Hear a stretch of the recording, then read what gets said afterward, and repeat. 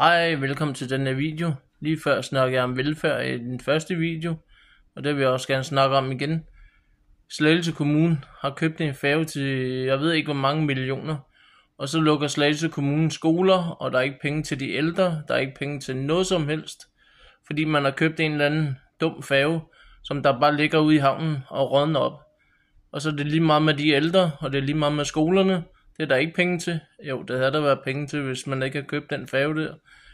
Og så bruger man gudhjælpemig også penge på at male den, og man skal ikke bruge den til noget som helst. Jeg synes, det er under al kritik, at man bruger penge på sådan noget, og så de ældre kun kan få hjælp og komme i en bad en gang om måneden, og skolerne ikke kan få penge, og der er ikke penge til sygehusene, og så bruger man penge på en eller anden dum færge, der ligger ude i havnen og rådner op. Jeg er dybt rystet, og jeg går ind for velfærd, og der er nogen, der vil samarbejde, så er de velkommen.